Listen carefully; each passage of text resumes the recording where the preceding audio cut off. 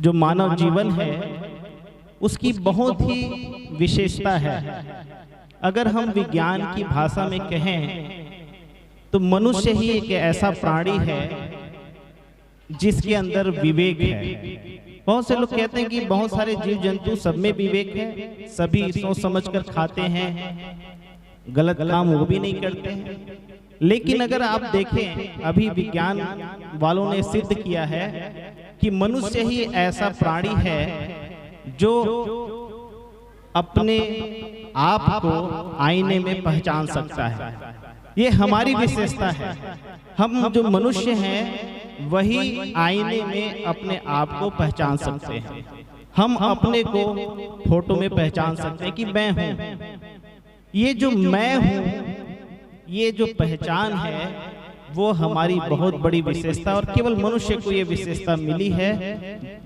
तो जो अपने आप को पहचान लेता है और ये बोध कर लेता है कि मैं हूं, वही अपने स्वरूप को जान सकता है, अपने आप को जान सकता है। और कबीर साहब का जो रास्ता है, या कबीर साहब जो कहना चाहते थे, वो यही कि सबसे पहले मनुष्य को अपने आप को जानना है। हमारी जो भटकन है, हम बाहर जानने की कोशिश करते हैं। अगर हम अपने आप को जान ले तो सारा कुछ जान लेंगे। कबीर साहब का दर्शन, कबीर साहब का सिद्धांत तो यही है। कबीर साहब कहते हैं कि जो हमारी भटकन है, बाहर है, उसे अगर हम अंदर की तरफ मोड़ लें तो निश्चित रूप से हमारा जीवन धन्य हो जाएगा, या हम जो मानव हुए हैं उसका लक्ष्य पूरा हो जाएगा। वस्तुतः ये हमारी एक कमजोरी भी है। हमारी जो पंच ज्ञानेंद्रियां हैं वो सभी बाहर मुख है, बाहर की ओर दौड़ती है। आंख अपने विषय रूप की ओर भागती है, कान अपने विषय शब्द की ओर, नाक अपने विषय गंध की ओर, जीभ अपने विषय स्वाद की ओर, त्वचा अपने विषय स्पर्श की ओर। ये जो सारी ज्ञानेंद्रियां हैं उन सब का प्रवृत्ति बाह्य है, बाहर की ओर है। इसीलिए हम सभी बाहर भटकते हैं। ये हमारे अंदर है कि हम इसीलिए हर चीज को पाने की कोशिश बाहर करते हैं, बाहर दौड़ते हैं, बाहर जाते हैं। अगर हमें शांति चाहिए तो हम कहते हैं कि चलो उस मंदिर में चलते हैं, या हम कहेंगे चलो अगर हमें शांति चाहिए जीवन में तो जंगल में चल के बैठते हैं। लेकिन होना क्या है? शांति कहीं मंदिर में रखी हुई है, या सुख शांति जो भी कहते हैं आप जंगल में रखी हुई है? ऐसा तो है नहीं। हम पाने की कोशिश इसलिए करते हैं कि हमारी इंद्रियां बाहर की ओर है, बाहर। लेकिन कबीर साहब का जो रास्ता है वो कहते हैं कि अगर हम बाहर पाने की कोशिश करेंगे तो हमें भटकने के सिवा कुछ भी नहीं मिलेगा। हमारी स्थिति वैसे ही होगी जैसे पानी की खोज में कोई हिरण तड़पते हुए अपनी जान दे देता है। कबीर साहब ने इसीलिए ने कहा है, कस्तूरी कुंडल बसे मृग ढूंढे बन माही, ऐसे घट घट राम है दुनिया जानत नाही। कबीर साहब ने क्यों कहा? इसीलिए कहा कि ये जो कस्तूरी है वो कस्तूरी कुछ भी हो सकती है, जिसे हम शांति कहते हैं, सुख कहते हैं, आत्मज्ञान कहते हैं, या अपना स्वरूप कहते हैं। वो हमें बाहर भटकने से तो नहीं मिल सकती। भले हम अपने मन को समझा लें, ये जो हमारा मन है ना, वो तरह तरह चीजों से समझना चाहता है। हम उसे झुनझुना थमा दें, समझा लें, वो बात अलग है। लेकिन जो कबीर साहब का रास्ता है, कबीर साहब का जो ज्ञान मार्ग है, वो यही है कि हमारी जो खोज है वो बाहर की ओर न होकर अगर अंदर की ओर हो जाए तो हमारा जीवन धन्य हो जाएगा। और मानव होने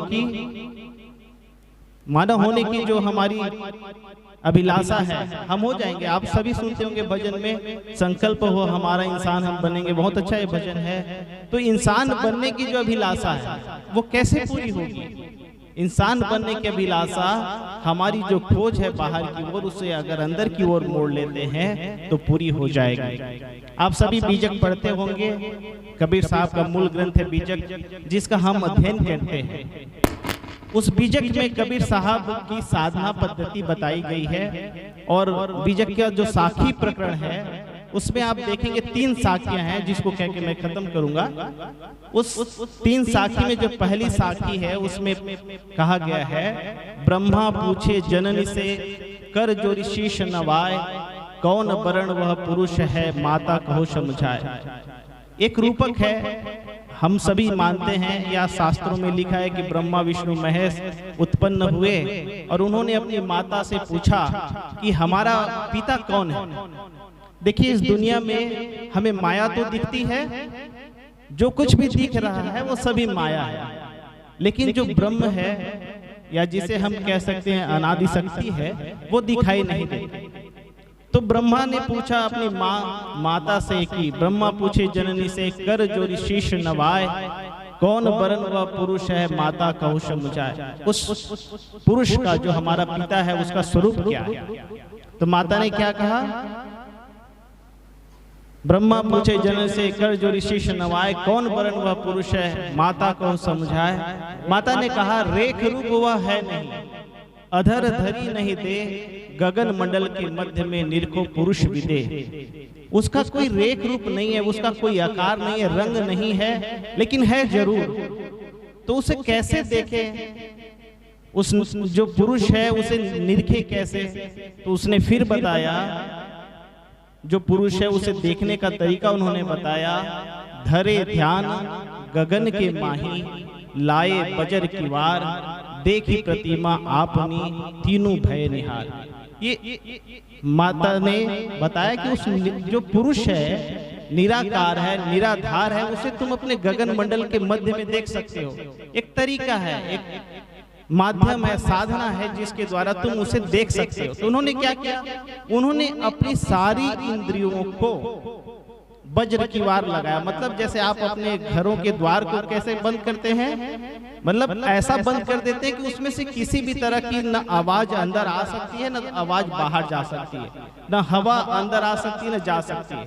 इस तरह से किसी चीज को अगर हम बंद कर दे तो हम उससे प्रभावित नहीं होंगे। तो उन्होंने क्या किया, अपनी सारी इंद्रियों को, सारी इंद्रियों कहने का मतलब अपनी पंच ज्ञान इंद्रियों को उन्होंने किवाड़ लगा दी। मतलब जो वृत्ति हमारी बाहर की ओर है, बाहर दौड़ रही है, उसे उन्होंने मतलब ब्रह्मा विष्णु महेश जो जीव का प्रतीक है, उन्होंने अपने इंद्रियों को रोक दिया। तो क्या देखा, क्या उन्होंने कुछ और थोड़ी ना देखा, उन्होंने अपना ही स्वरूप देखा।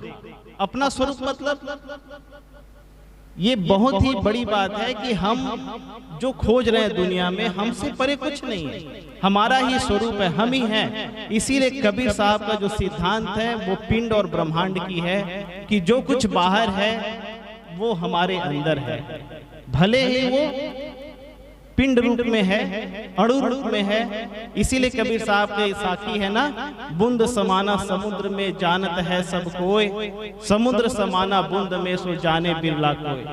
हम उस विशाल समुद्र के एक बूंद है, समुद्र के बूंद में भी समुद्र का सारा गुण मिला हुआ है। वैसे ही हम उस विशाल सत्ता के, उस विशाल परम अंश के, ब्रह्मांड के एक छोटे से अंश हैं, अणु हैं। तो सारी संभावना हमारे अंदर है और उस संभावना को खोजने का तरीका यही है कि हम अपनी इंद्रियों को, अपनी प्रवृत्तियों को बाहर की ओर न ले जाकर अंदर की ओर ले जाए। देखिए, सारा कुछ हमारा खेल मन का ही है। हमारा मन बाहर दौड़ता है, बाहर भटकता है, हमें वही समझाता है और हम उसे समझ लेते हैं। लेकिन हमें करना क्या है, हमें अपने मन को समझाना है। अगर मन को हम समझा ले गए, जिसकी प्रवृत्ति बाहर की ओर है, तो निश्चित रूप से हम अपने आप को जान लेंगे। और जब अपने आप को जान लेंगे तो निश्चित रूप से हमारा मनुष्य होने का जो लक्ष्य है वो पूरा हो जाएगा। हम सब मनुष्य क्यों हैं, हमारा एक लक्ष्य है ना, उस लक्ष्य को पाने के लिए है। और उस लक्ष्य को हम उसी दिन पा सकते हैं जिस दिन हम अपने आप को जानने का प्रयास शुरू कर सकते हैं।